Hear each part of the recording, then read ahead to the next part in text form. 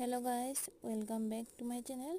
তো আজকে আমি নিয়ে এসেছি একটা রেসিপি, সাবুদানা খিচুড়ি। তাই প্রথমে কড়াইতে অল্প কিছু তেল দিয়ে দিয়েছি।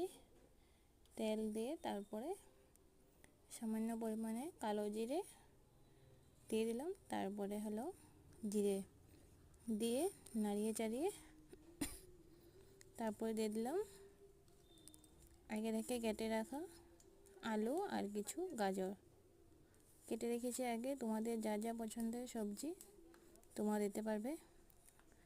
আমি শুধু আলু আর গাজর দিয়েছি।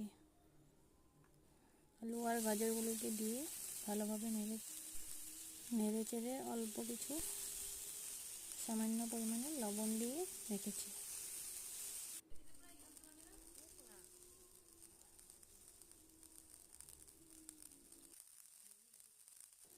লবণ দিয়ে অল্প কিছু সময় নেড়ে চেড়ে কাঁচামরিচ দিয়ে দিলাম। তারপরে আবার অল্প সময় নেড়ে চেড়ে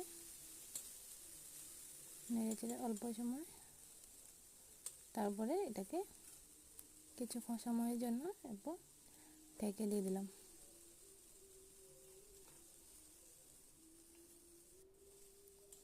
তারপর ঢাকনাটা সরিয়ে দেখবেন কিছুটা সিদ্ধ হয়ে গেছে, প্রায় সিদ্ধ হয়ে গেছে।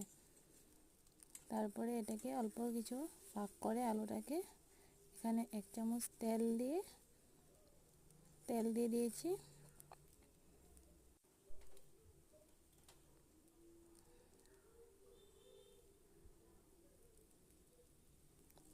তারপরে বাদাম আর নারিকেল কুচি দিয়ে দিলাম। তাকে ভালো মতন নেড়ে চেড়ে নিয়ে নিলাম। ভালোভাবে নেড়ে চেড়ে অল্প সময় ভাজা ভাজা হয়ে গেলে লাল লাল করে ভেজে নিয়েছি। তারপরে তো আগে থেকে সাবুদানাগুলি ভিজিয়ে রেখেছি, প্রায় আধা ঘন্টা মতন ভেজে নিতে। সাবুদানাকে ভিজিয়ে তারপরে সাবুদানাটা তার মধ্যে দিয়ে দিলাম। সাবুদানা দেওয়া হয়ে গেলে তারপরে সামান্য পরিমাণে চিনি আর অল্প কিছু পরিমাণে জল দিয়ে নেড়ে চেড়ে নামিয়ে ঘি দিয়ে অল্প পরিমাণে ঘি দিয়ে লাগিয়ে নিলেই হয়ে গেল সাবুদানা খিচুড়ি রেডি। আপনারা কেমন হয়েছে অবশ্যই কমেন্টে জানাবেন। বাই।